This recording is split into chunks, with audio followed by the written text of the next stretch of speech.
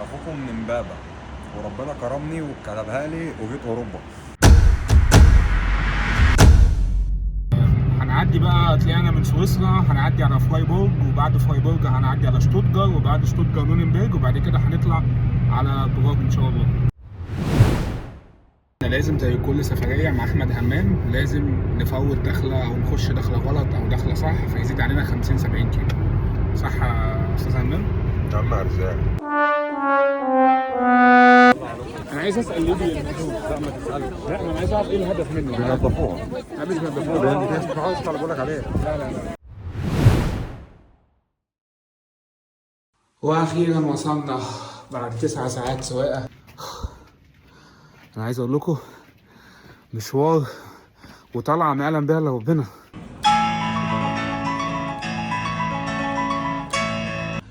الحمد لله على سلامة الوصول يا همام. في حاجة يثبت لك مدى كره الناس للكيان الصهيوني ده، واحد هنا حاطط تذكار أو كاتب بالعبري أنا مش عارف مكتوب عليه اللي هي يحيى دولة الكيان الصهيوني، فواحد تاني راح مغلس عليه وحط له فري فلسطين على العلم. وعارفة فين Free Palestine! Free Palestine!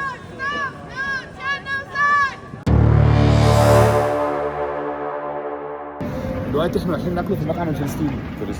فلسطين في القلب. يعني غزة الحرة. يعني أرض الأبطال. يعني النصر للمقاومة.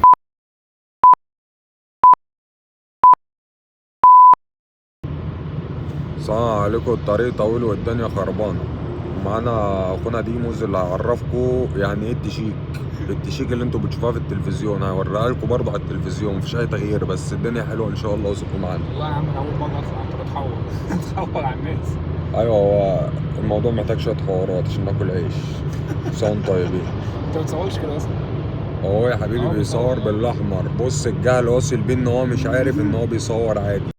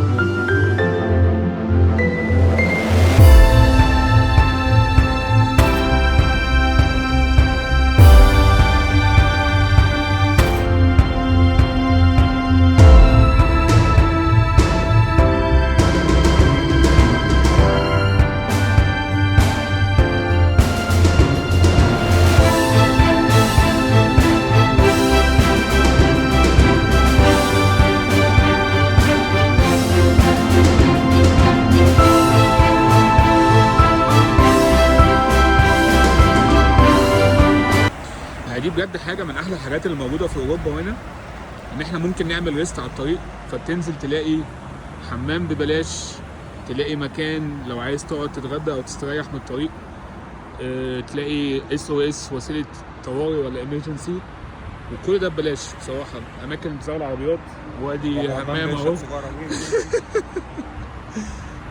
وطبعا احنا بنهيس وبنهزر، ولكن مش هننسى فضل ربنا. بنصلي على الطريق عشان لو مت اموت شهداء. والحمد لله الناس معانا ومعاكم ويديكم كلكم.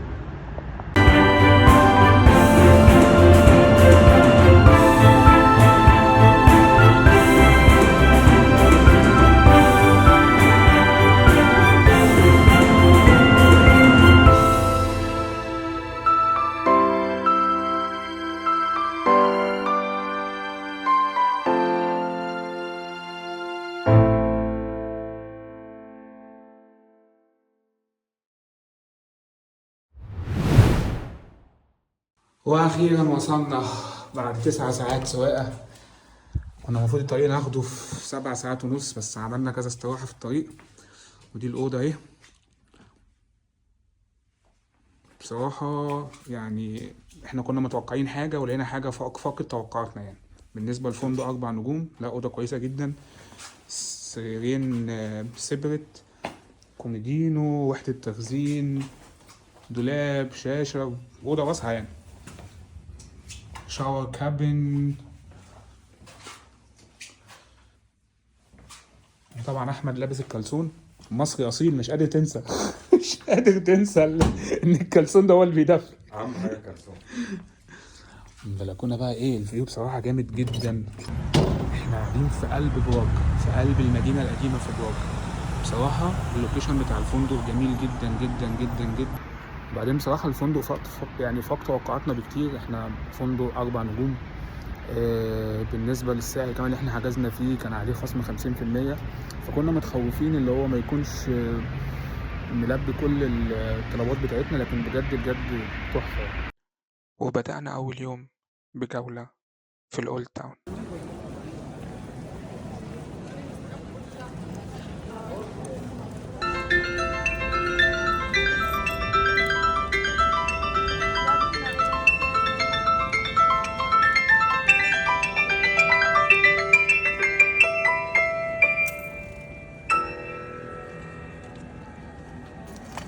برافو.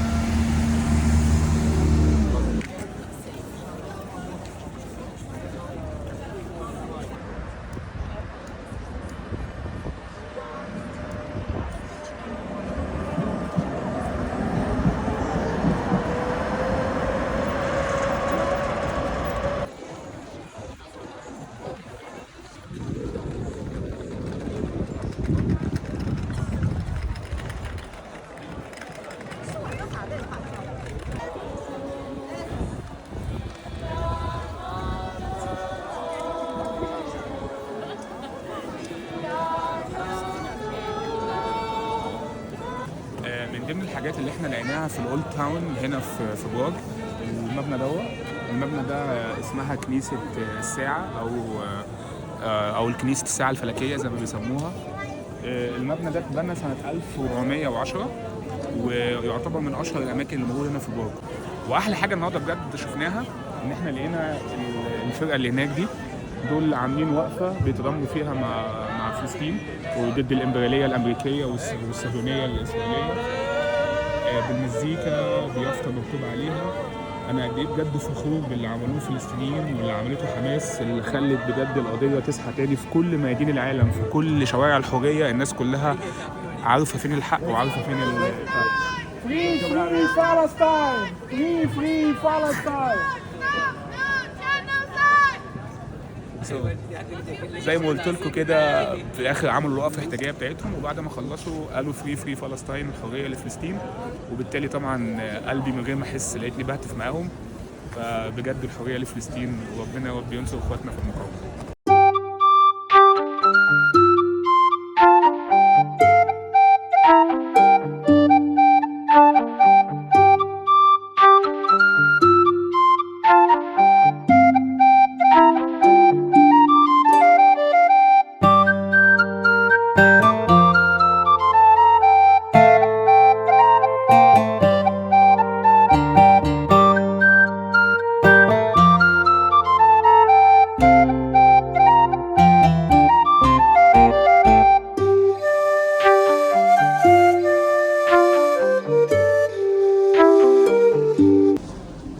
اشتغلت طبعا. انت جعان؟ ها مش قادر؟ ها ديدان مش قادر.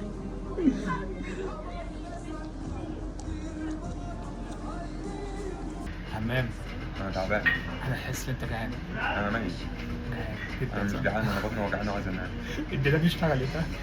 الحنيشه. طب تخيل بقى المطعم التركي ده هيبقى جامد. ما اعرفش، هنجرب ونشوف. يعني ميكس جريل ده اسمه ابو ميكس جريل وحاجه ايه، طالب اغلى حاجه عمك علي، فك الكيس. فك الكيس. والله انا حاسس هو هيبقى كويس. ممكن شغلانه نظبط الموضوع معاك. يا رب يقولنا كده. هننزل اكل دلوقتي وهنصوره وهنشوف. خلينا ناكل. نحن جوعانين. جوعانين خالص والله. انا ما هنموت. اكلت والله. نهر والله العظيم. انا اكلت سندوتش ونص من الصبح. لا حتى نص سندويش انا ما اكلت. نص ما اكلت سندويش؟ عندي وقت. مش مشكله. اكلت بس برتقال. برتقال ها؟ حلو الحمد لله. كان معلش انا نسيت عادي عادي امشي. ترداوني. تردنيك.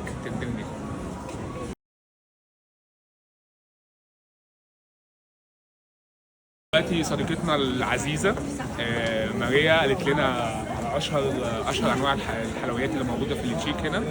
حلوية اسمها تيردنيك، ودي حاجات من الوصفات الأصلية اللي موجودة هنا في التشيك، فهنجربها بالطريقة التشيكية عشان نعرف طعمها عامل ازاي. عندهم أنواع كتير. تعالى كده. Which one is the simple one? Number one. أول واحدة دي هي دي الأصلية، وبعد كده في حاجات تانية معاها حشوات تانية كتير. في بقى بالبيستاشيو، طبعا بتوع ابو لبن هيفرحوا قوي بالحاجات دي، ممكن يعملوا اختراع جديد عنها. ايس كريم باللوتس بالاوريو، وهنجربها ونقول لكم الوضع ماشي ازاي.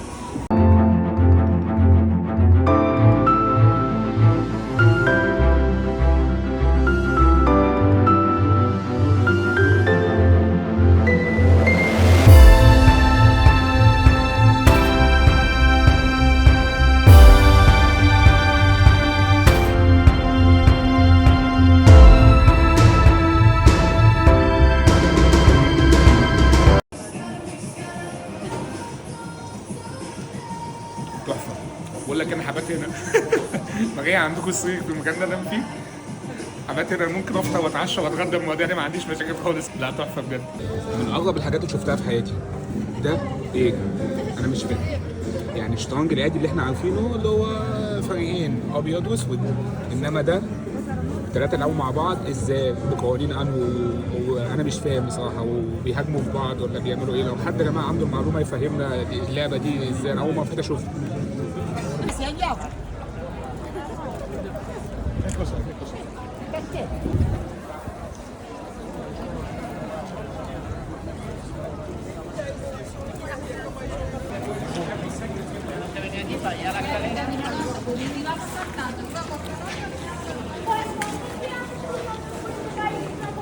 بتاع الحبيبه؟ ده زي كبر اصلا اللي كده عندنا. بس منظر تحفه.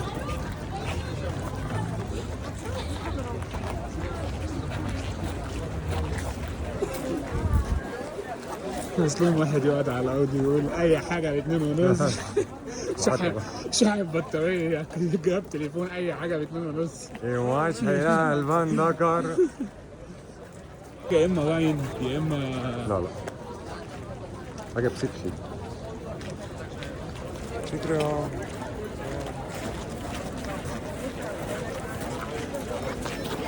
لسه السد الكهربائي اللي هناك ده جامد جدا. بص اندفاع الميه ده بيولدوا منه الكهرباء.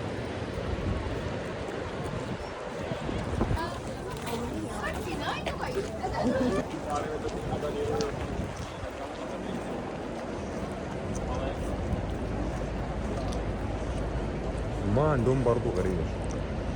تيجي النط هذا برشامه دي. ايه ده؟ بص الحيوان ده. ده اسمه الحيوان ده؟ ده اسمه ثعلب البحر. لا ده حاجه شبه الفار. بص انا حجمه قد ايه؟ بص في الفيديو.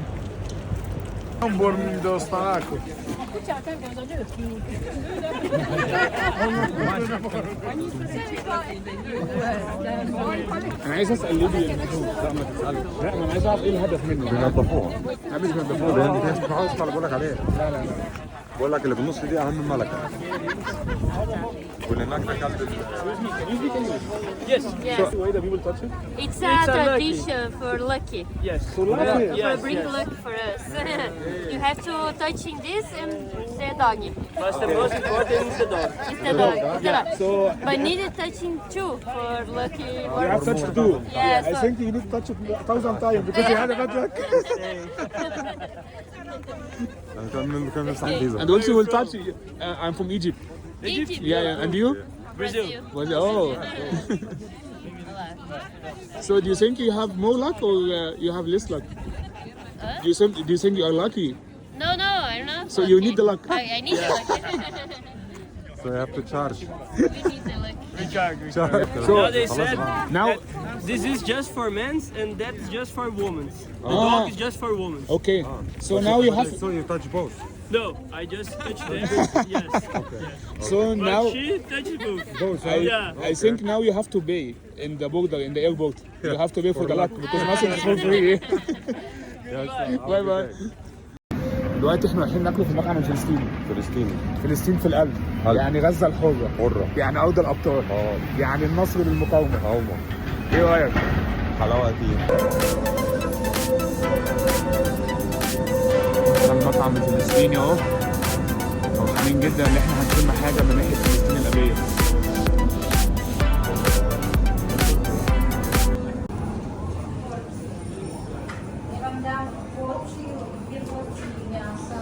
أجواء فلسطينية بقى إيه؟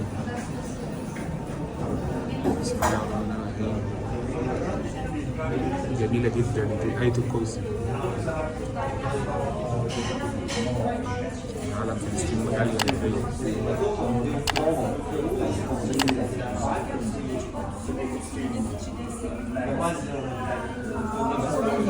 هتاخد ايه؟ لا ما تزودنيش. لا انت بتتزاول. هتاخد ايه؟ ما تزودنيش. هتاخد ايه؟ عشان عايز هناخد لحم خوف. جريان اللمبة. تاخد واحدة. هاخد واحدة ولا اتنين؟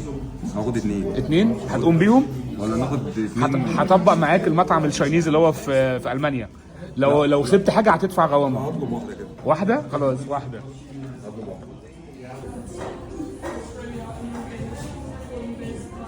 طلبت انت اللحمة ها؟ لحمة الديدان شغالة ايه؟ خرفان. الديدان شغالة ايه؟ الدنيا بايظة. طبعا حرارة دي. قعدنا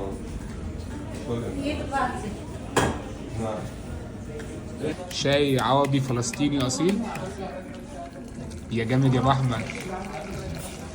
ايوه بقى. بس قول لي الطعم ايه، بس دوق الاول قول لي الطعم. حاجة ما تتشربش.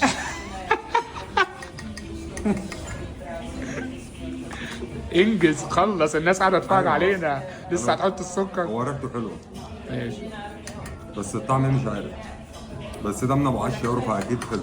ايه الشاي ب 10 يورو؟ ده انت خربت البادجت، خربت الميزانيه. خالص. يا خبر غيرت. يعني غيرت. اتغيرت. الشيخ ده غيرك.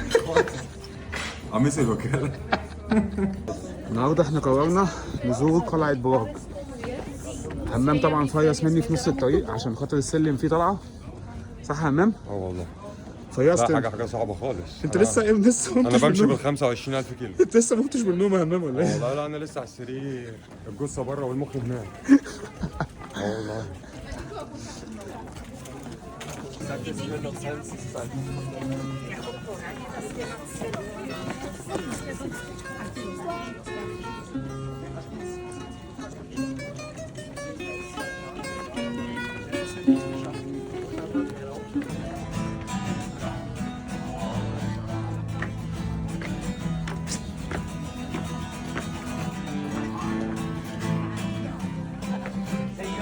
كل حاجة يثبت لك مدى كره الناس للكيان الصهيوني. ده واحد هنا حاطط تذكار او كاتب بالعبري انا مش عارف مكتوب عليه اللي هي يحيى دولة الكيان الصهيوني، فواحد تاني راح مغلس عليه وحط له فري فلسطين على العلم.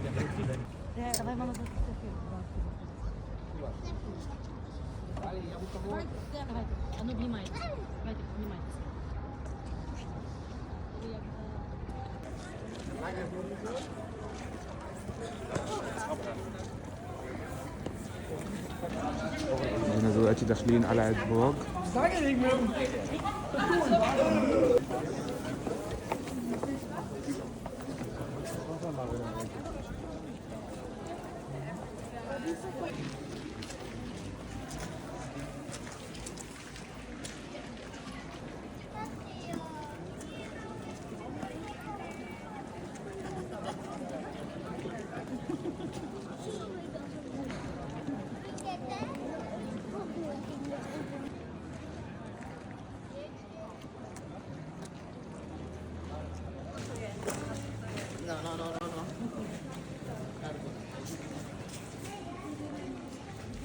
Que da miedo.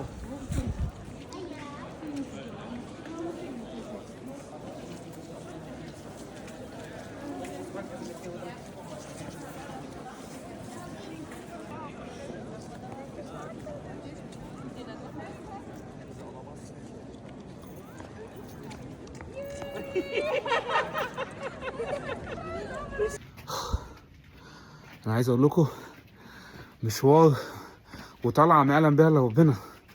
تعالى يا همام، تعالى.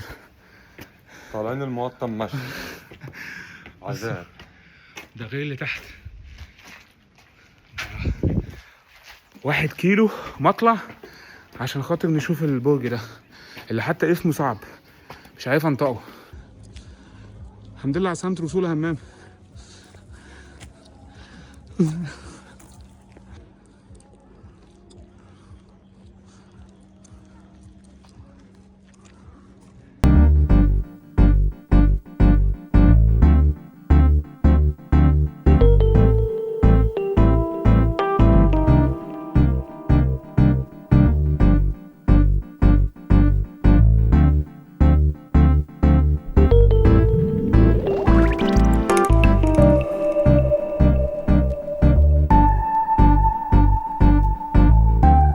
دلوقتي حجزنا في اشهر مطعم بيقدم لحمه مدخنه في النار، ريبس.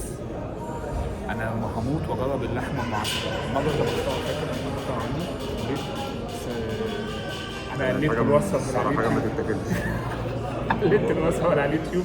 يا ترى المره دي هتطلع بقى اصلي؟ لا هتطلع منزل مصر. نفسي من اجربها في الغالية مصر. دي. نفسي اجربها في مصر. بيقول لك في مصر جامده جدا. في مصر احنا المصريين حاجه الله اكبر علينا. طالب كاكولا وبشرب منها شمتات، بسكر بالكاكولا. ان شاء الله، بس مستنيين الاكل ينزل وهنوريكم الدنيا ماشيه ازاي.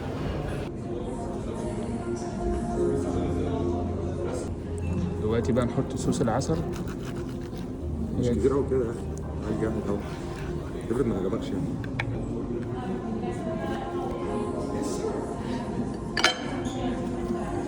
طبعا يا جماعه الطعم بصراحه في حته تانية، في حته تانية وحته تالتة وحته رابعه. احنا خلصنا اول طبق وداخلين طلبنا اوردر تاني عشان نخش نضرب في الكماله. صعبه. الجوله التانية يا ابو همام. ايوه الجوله الاغلى من الاولانيه. لو عجبك المحتوى ما تنساش تعمل لايك وسبسكرايب.